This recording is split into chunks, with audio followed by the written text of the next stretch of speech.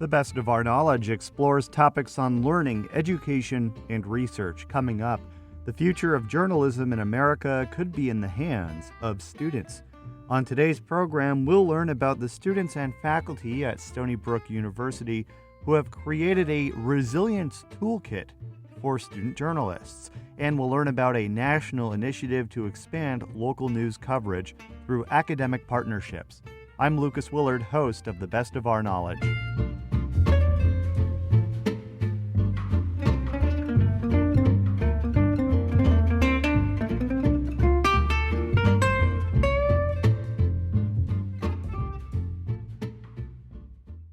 You're listening to The Best of Our Knowledge. I'm Lucas Willard. In an era of news deserts, social media algorithms, and artificial intelligence, journalism is a valuable commodity. Amid campus protests across the country this past year, student newspapers, radio, and television stations covered the stories that some traditional media outlets could not. Reporting can be a demanding, stressful job. A new effort from journalism students and recent graduates at Stony Brook University has developed a sort of survival guide for less experienced writers and broadcasters. To learn more about the toolkit, called Coping with Crisis, Journalists on the Front Line, I spoke with class of 2024 graduate Raphael Cruvinel and Sarah Baxter, director of the Marie Colvin Center for International Reporting at Stony Brook University. We begin with Raphael, who recalls the February 2022 Russian invasion of Ukraine and the pressure he felt when attempting to cover the story. I just felt extremely overwhelmed, and I remember that I walked in and I sat on the floor of the studio and I just simply could not move. And I remember this was a class that I was taking with many of my friends. Two of my friends were producing the show. One of my friends was writing scripts for the show, and I was just sitting on the floor. I did not do anything on that show. I did not do anything because I physically could not move because of how nervous I got and how overwhelmed I got. Um, I also think it's good to note that I'm generally more of a print person than a broadcast person. So maybe if this experience had been on print, I would have been able to handle it better. But what matters is that it wasn't on print, it was on broadcast, and that's what happened. Yeah, I'm not working with what ifs. I'm working with what happened, and that's what happened. And yeah, I think the best way to describe it is that I felt overwhelmed and I couldn't really do anything. And I was just sitting on the floor watching the newsroom move around me, but without any reaction. And Professor Baxter, as somebody who works with journalism students, how common is Raphael's story to you with students who they get a big story or a big world event happens and they're just simply overwhelmed and they don't know where to start?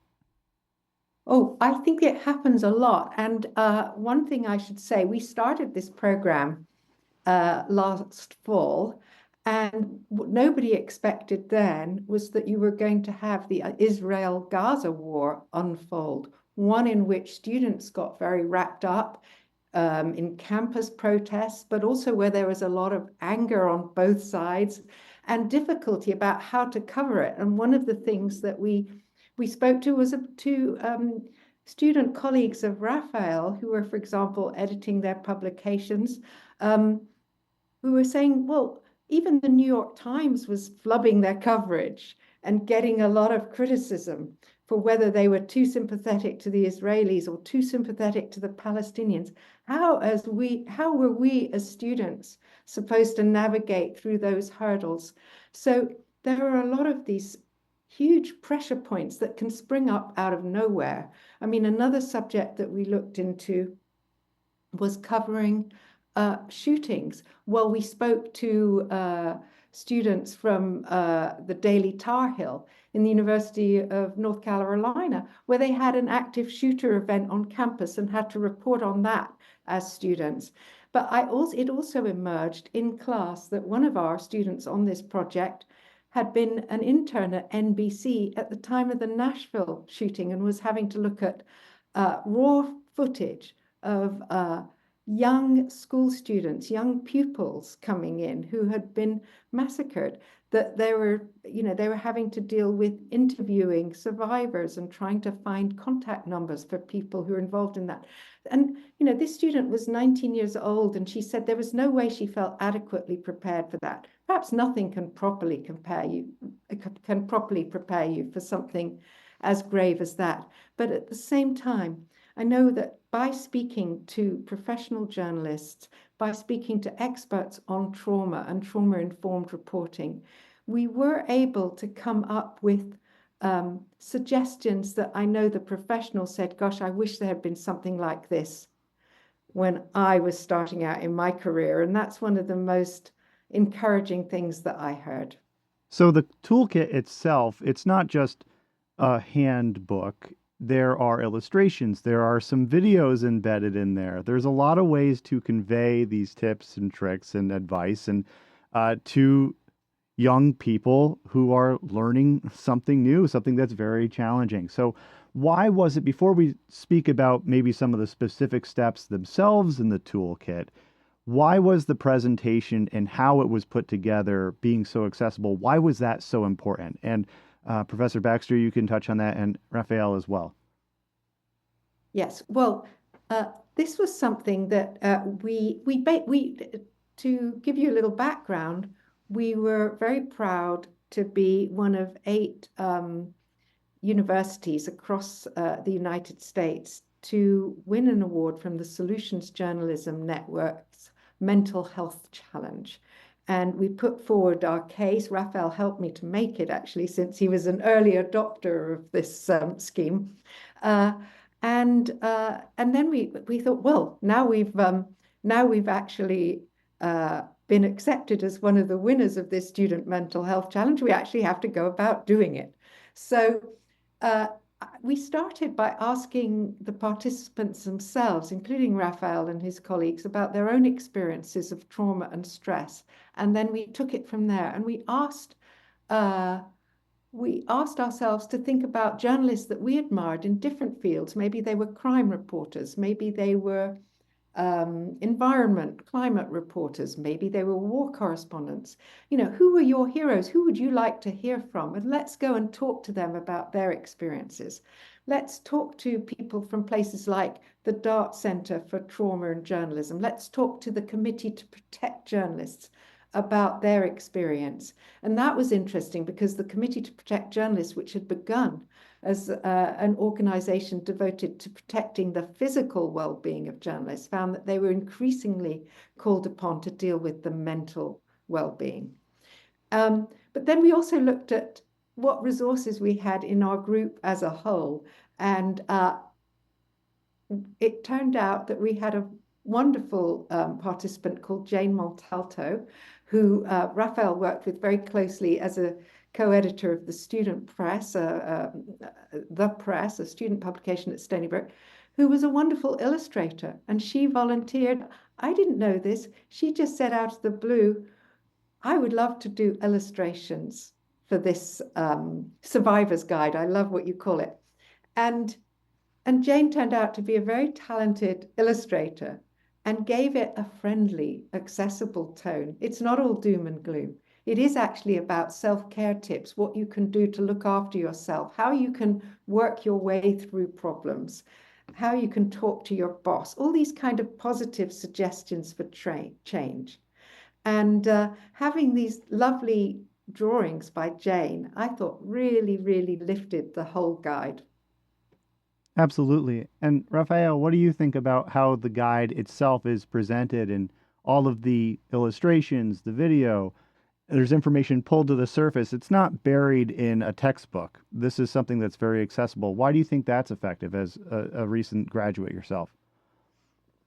Yeah, I'm very happy with how the toolkit was presented and the layout of it and how we were able to make it accessible. I think, first of all, as Professor Baxter was saying, I think that Jane's illustrations provided a lot of interesting elements to the toolkit. I think that they help to break a little bit from the overwhelmingness of the text. If we had just text, just blocks of text, that I feel like would maybe be as overwhelming as the reporting itself was, because obviously in that text, we are talking about very serious and heavy and traumatic parts of being a journalist. And I think that having those drawings that they add a lighter mood to the toolkit, and they make the experience of reading the toolkit lighter. So first of all, the drawings, of course, there is the multimedia, the videos, the images that we created, not that we created, but that we gathered. I mean, one of the videos we created, the first video, the introduction one. But generally the videos and the images, I think they add, because I don't know a lot about education, but what I do know about education is that not everyone learns only with text. For some people, having video helps, for some people, having images helps. So obviously, it is very important that we have those there. But I think one of the most important things about the toolkit, and one of the things that I like the most, is that it is in an online platform that everyone can access from pretty much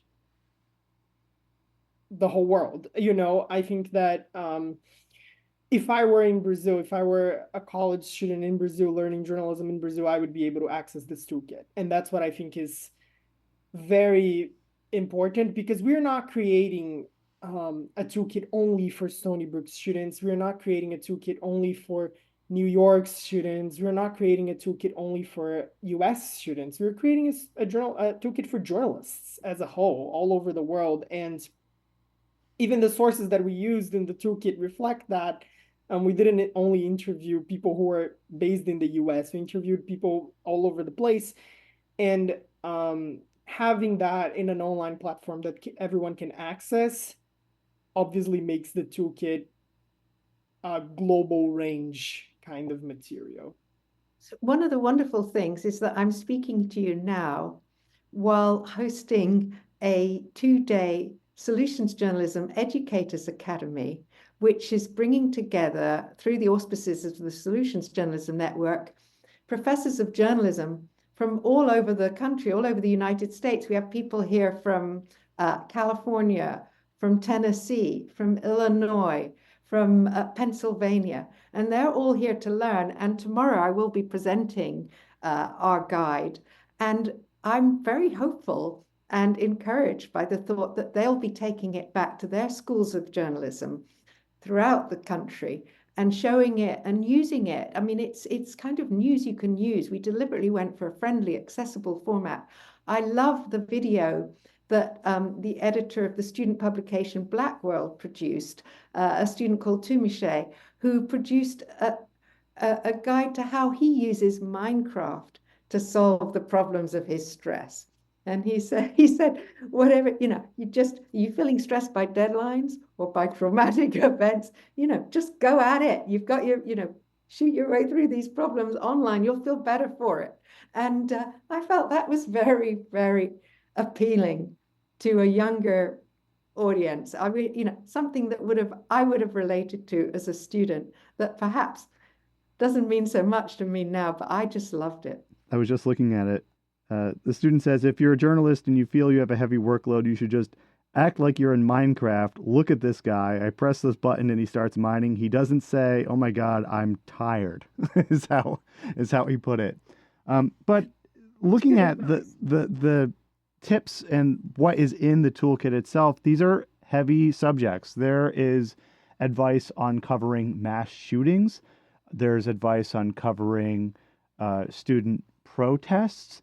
And at the core of this toolkit, there was a student questionnaire where students were asked about their experiences in reporting on serious subject matter, like death, like rape. And a lot of students were not prepared for some of these heavy, real world problems that journalists and the working world encounter on a regular basis. Why was a student questionnaire and finding out where students were in their experience so important to developing this toolkit? Well, first of all, I think the questionnaire just revealed what we were already beginning to understand, which is that students are expected to report on very heavy issues without actually really understanding when they become journalism students that that's what they're going to have to do. They're going to have to talk to bereaved parents. You know, perhaps they're doing a subject on CTE and football. They might have to talk to a bereaved parent. How do they cope with that? And how do they cope with that feeling after they've gone and got somebody else to tell them about their traumatic experience? Do they just bury that and move on to the next story? And one of the things that we concentrated on quite a lot in our looking for solutions to this issue is how to conduct interviews in a trauma-informed way so that you can feel that you have behaved ethically, that you have treated your sources with respect, not as victims but as survivors, and that you can, so that you don't come away feeling bad about yourself or fearing that you have re-traumatized people by speaking to them. Because often people who have been through traumatic events want to tell their stories, but they don't want to feel used and thrown away by a journalist and left with all that bad feeling. So ethical reporting, I think, is at the heart of feeling good about what we do. So we've come up with a guide to trauma-informed reporting as part of the toolkit that I think people will find very invaluable. But then the other thing is, well, what impact does trauma have on your brain? What is the science of trauma? Can you understand better why your response is as it is? And Raphael, in fact, went to speak to a psychiatrist at Stony Brook who herself had grown up during the Lebanese Civil War, so understood very well what trauma was, to talk about the science of the brain and how we can be subject to stresses we don't even understand and how they can come out in unexpected ways and catch you by surprise. So that was very important as well. And then we moved on to different people's solutions, how they might read novels, take a break, meditate, take a moment even for a prayer, and all those different sort of skills. So this was really what first we needed to find out the extent of the problem, and that was the questionnaire, and then what we can do about it, which was offering solutions. By the way, one of the interesting findings in the questionnaire was that young journalist students of color had experienced reporting on more traumatic events or themselves had experienced trauma as journalists. And that's something to bear in mind because one of the topics that we looked at in some depth was both reporting on issues of discrimination, whether it be racism, ableism, homophobia, etc., but also the pressures that are placed on journalists from marginalized communities to somehow represent their community in total, a pressure that white journalists often don't face, and or able-bodied journalists or straight journalists. And so trying to look at how much pressure is placed on journalists from marginalized communities was an important part of our work. Raphael, is there anything in the toolkit that you find particularly helpful or something that you were very pleased to see included in there? I'm going to start with the second one, something that I felt particularly happy to have included there, which was in the discrimination part. We included a brief section on disability reporting, reporting on disabilities and the experiences of disabled journalists. And I was very happy to include that because I think that disabled people don't get as much media attention as they should. And when they do, it's not in a way that is very positive for them. So I was happy that we were able to include that group in the toolkit. And something that I found particularly helpful, well, there's a lot, but I have to think in order to mention just one. I guess I'm going to say something that Christina Lamb said. Christina Lamb is the chief foreign correspondent for the Sunday Times.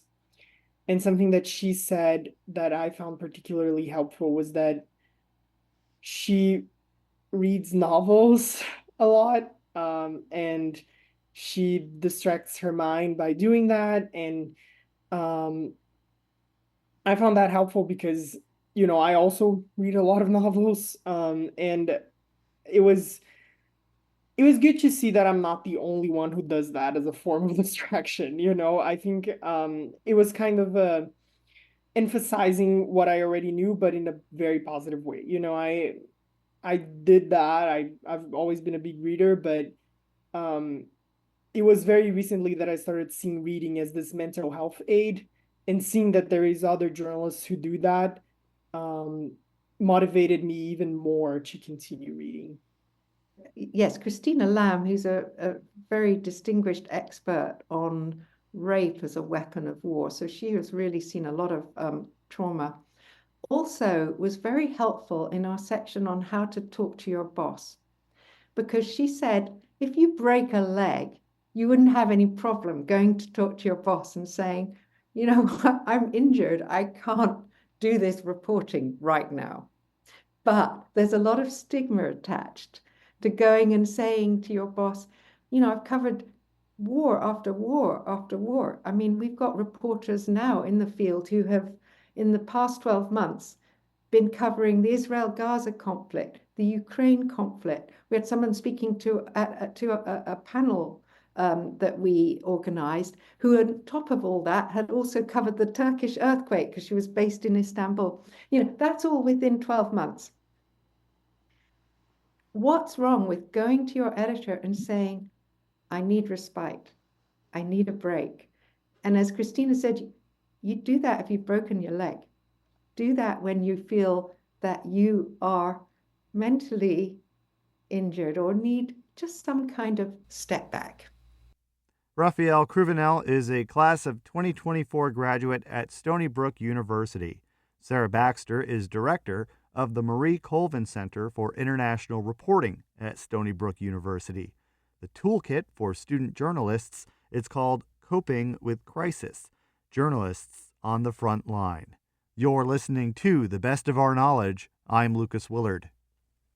More than half of U.S. counties are news deserts, meaning they have no or limited access to local news. That's according to researchers at Northwestern University. But a unique program at the University of Vermont hopes to change that. UVM's Center for Community News was launched in 2019 to strengthen local news coverage with student reports. Through partnerships across Vermont, student reporters are matched with editors to provide coverage of communities in need of local reporting. And the idea is catching on. As The Best of Our Knowledge's Pat Bradley reports, the program has received $7 million in funding to expand nationwide. In 2019, UVM created an internship program for students to learn local news reporting in Vermont. It has now expanded, and the Center for Community News' new goal is to enhance local news reporting in areas across the country lacking local news. Center Managing Director Meg Little-Riley said the initial program began as an experiment. They then began researching what other schools were doing to get student reporters to cover local news and found an opportunity to create a national program. There seemed to be quite a few of them, but they were all working in relative isolation. As newsrooms have been hollowed out over the last 20 years in the United States, student reporting is very quietly stepping up to cover really critical beats, things like state house coverage and courthouses, things like that. So we recognize an opportunity here for coordination and collaboration, and also to advocate for the entire field. And that's how this nationally facing Center for Community News was born. Charlotte Oliver is about to start her senior year at UVM. The Global Studies major has been participating in the program since last September. She says not only does she get experience, she is helping local news outlets. I think it's cool that we get to cover things that other statewide or local media sources don't really have the resources to cover. Like something that seems pretty important happens in a town and it gets no media coverage. Or if there's just like bigger statewide things that kind of go unnoticed or unreported on, it seems really rewarding to get to know the people in the community. And it's pretty fun. The UVM Center for Community News is getting $7 million from several sources, including the Knight Foundation and the MacArthur Foundation, to be a part of its Press Forward initiative, a national project to revitalize local news, saying it will strengthen democracy. Again, Riley. There has definitely been a tide change in our awareness of the importance of local news. You know, local news is by definition serving most of us from a less political place, right? Because it's about what's going on where you live. It's about how the potholes are getting filled and, you know, which roads the plow is going to get to first. So it's just more pragmatic.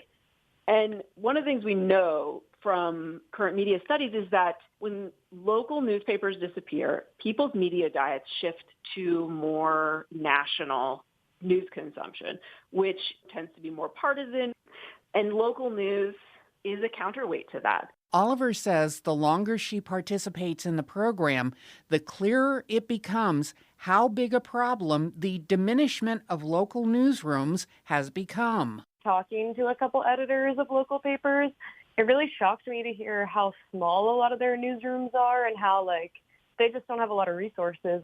And it's really frightening because news is really important and local news is really important for people to understand what's going on in their community. Most of what affects people day to day is what's happening in their community and what their local government is doing, things like that. The problems with local news being under-resources is really a big problem that I think should scare more people. The Center for Community News is the first organization in the country working to create news and academic partnerships to fill voids in local news operations. Reporting for the Best of Our Knowledge, I'm Pat Bradley.